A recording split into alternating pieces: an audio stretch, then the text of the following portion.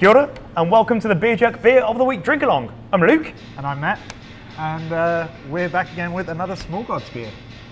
This week we're drinking Lion Tower from us, Small Gods. Yeah, Small Gods are a bit of a different brewery.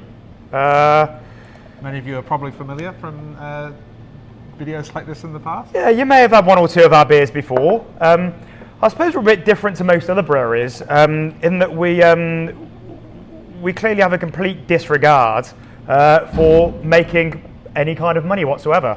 Cheers. Who needs it? Cheers. Yeah, we don't brew styles that are popular. We just brew the sort of stuff that we're into, and we do really small batches.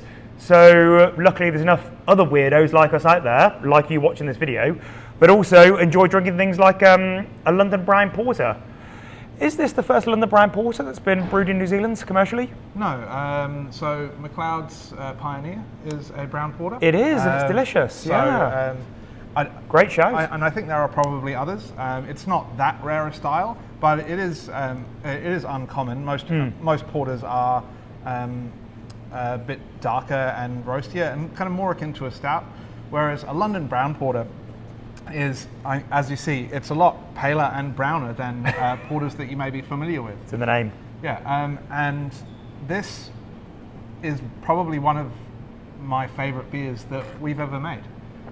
Big call. It's certainly the beer that I have got through the fastest. I've drunk more cans of this since it came out than I have most of the other Small Gods beers, because, I mean, partly it's the time of year and it's just such a nice, characterful, drinkable style. So it's got a really kind of rich and robust base of English malts with some caramel character, toffee, like burnt toffee, and a little bit of roast on the back of the palate, which kind of takes it into being a porter from distinguishing it from a brown ale and other kind of brown styles.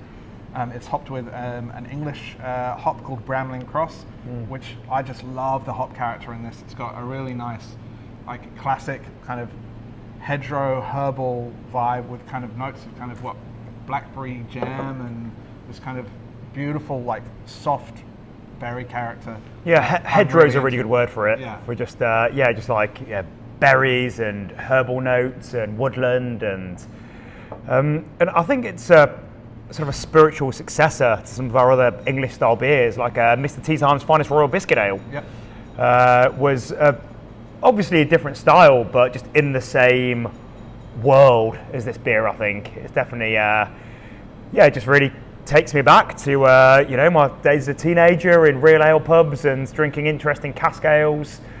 And there's so much more to beer than hops. Hops are fantastic, and obviously this is a relatively hop forward beer.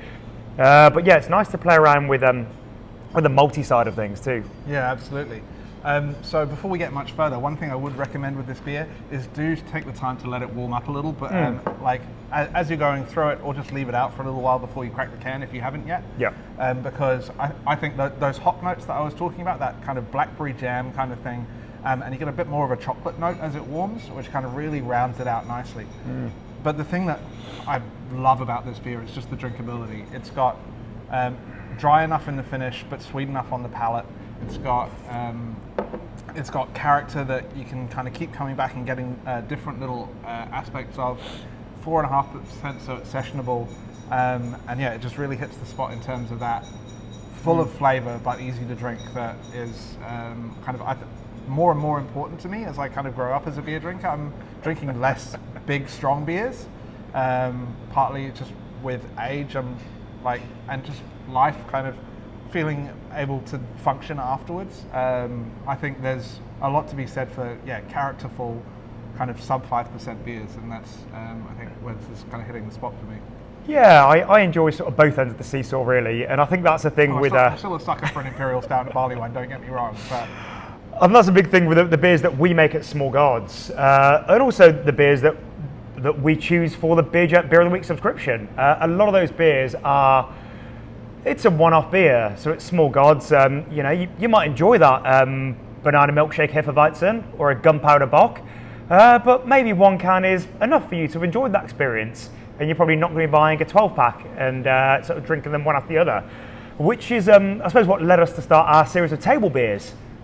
which is just really the most drinkable style, I suppose, all between 3 and 4%. Teaser, there is another table beer on the way, as there always will be. A little bit different this time, so keep an eye out for that. But yeah, beers like this, I suppose, are ones that are going to frustrate any Small Gods fans because it's almost sold out. We've got a bit left, but with these small batches. I might buy it all. Yeah.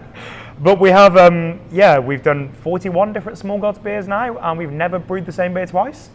So maybe one day when the Small Gods Brew Pub comes into being, we might revisit some of those old beers. But Lion Tower, drink it now before it's gone. Yeah, so for those of you who are interested, I'm on the malt base on this.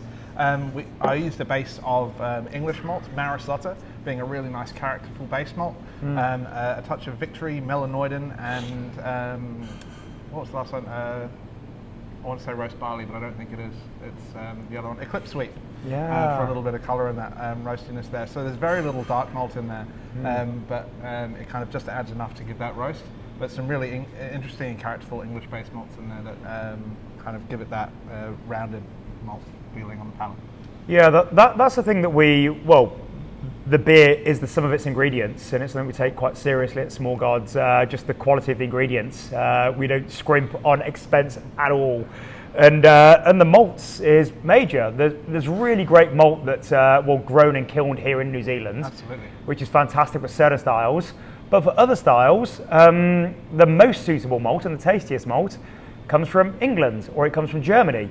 So depending on what style of beer we're making, we will source and get the malt that we think is going to result in the tastiest beer, basically. Yeah, so like the Belgian Quad that we released last Christmas was made with 100% Belgian malts. Yep. And just kind of, looking at the origin of the ingredients to inform the beer that we're making. This is a quintessentially British beer, and so sourcing 100% British ingredients for it was kind of important to us to really get that authentic character across.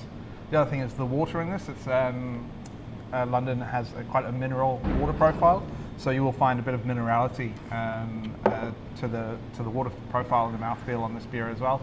Kind of gives it that dryness in the finish and across the palate, but kind of is another aspect that kind of adds to the overall impression. And the name Lion Tower is again one of the Small Gods names that are it's obvious when you know. But I was in London last year and visiting the Tower of London on the Thames, and there were lots of plaques talking about the menagerie and how there's been a great menagerie there since since Roman times. There have been lions in London, and at the castle since the 1100s. They've kept a wonderful menagerie of lots of lions, but also elephants and ostriches and zebra and alligators and all kinds of creatures. There's lots of really wonderful stories about misadventures that happen with these animals. Of course, they probably didn't have the zoological standards that we have today. So a few people got eaten along the way, and there was a polar bear that fished in the Thames. So I just thought it was such a wonderful idea, imagining a lion on the Thames in the city of London. So that's where the name comes from, the most Londoner beer styles, and a bit of a London mythology there. Well, thanks for joining, Matt. No worries. Good to have a bit of company. Good so I can drink some damn beer while I'm just take a bit of a break from from chatting. And I should probably talk some more.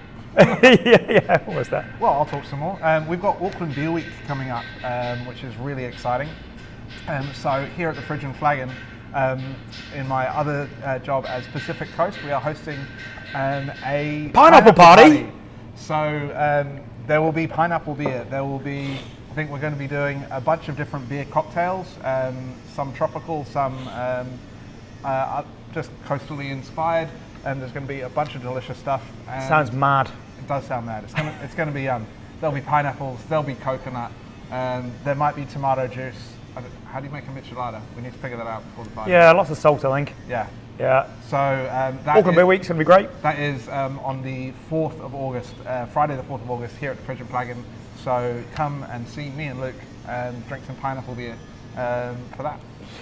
And if you want to try some more Small Gods beers, head to the Beer Jack website. We've got a Small Gods mix pack, which is so good at the moment. Yeah, it's got a new collaboration beer that we brewed with Sailor's Grave out of Australia, and it's only $89. And we've also got the Small Gods Winter Warmer Pack, which has some of the big boozy Imperial Stouts that we've made. And as I say, honestly, numbers are running pretty low, so we need to get hustling and bring some more beers because they will not be around for long. Thanks for joining us. Thanks, Matt. Cheers. Cheers to good beer.